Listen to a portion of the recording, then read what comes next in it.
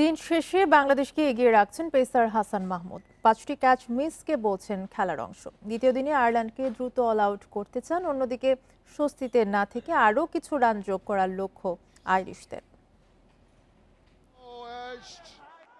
একটা নয়, দুইটা নয়, 5টা ক্যাচ মিস হাত থেকে। আরও 2টা সুযোগকে বলা যায় হাফ চান্স নিতে পারেনি বাংলাদেশ। দিন শেষে ওরা চ্যালেঞ্জিং টোটালের দিকে। 8 উইকেটে 270।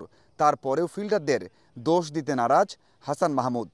Part of the game, catch ছাড়বে, বাট আমরা চেষ্টা করি যে এটা আসলে পজিটিভ হিসাবে নেই যে চান্স আসতেছে, তো ফিল্ডাররা আরও রেডি থাকে আর কি পরেরটার জন্য। বাট অবশ্যই ভালো লাগে না আর কি যদি ক্যাচ মিস হয়, বাট সবাই চেষ্টা করতেছে।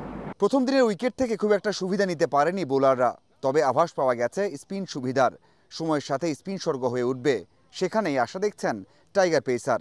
স্পিনারদের জন্য ভালো অপরচুনিটি, মানে যত দিন যাবে উইকেটটা আরও একটু ঘুরবে বা একটু টার্ন হবে। তো বোলাররা যদি কনসিস্টেন্ট থাকে তাদের লাইনের লেন্থে, আমি মনে করি যে স্পিনাররাই দিন শেষে ম্যাচ জিতাবে আমাদেরকে। বোলার ও ফিল্ডারদের কারণে কম রানে বেঁধে ফেলা যায়নি, তাই তো ব্যাটারদের উপর তাকিয়ে থাকতে হচ্ছে। আমরা চেষ্টা করতেছি যাতে আরও কম রাখা যায়, ইকোনমিক্যাল বোলিং করা যায়। এখন আপনি দেখেন 103 করে আছে, সো এটা ব্যাটিং উইকেটে এটা হবেই স্বাভাবিক। ব্রেক তো দেওয়া যায়, 2টা উইকেট বাকি আছে। তারপরে আমরা হয়তো আবার ভালো একটা স্টার্ট করলে টোটাল একটা যদি আমরা দিতে পারি আরও ভালো হবে আর কি। ইতিহাস বলছে সিলেটের উইকেটে প্রথম ইনিংসে 270-280 রান অনেক। তারপরেও স্বস্তিতে থাকতে চায় না ওরা। খুশি কিনা তা বলতে পারবো না। আমরা দ্রুত কিছু উইকেট হারিয়েছি, তা না হলে ভালো হতো। আরও কিছু রান করতে চাই।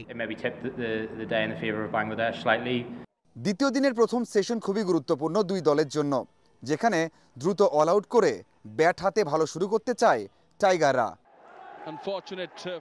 Mazharul Islam, independent news, Sylhet.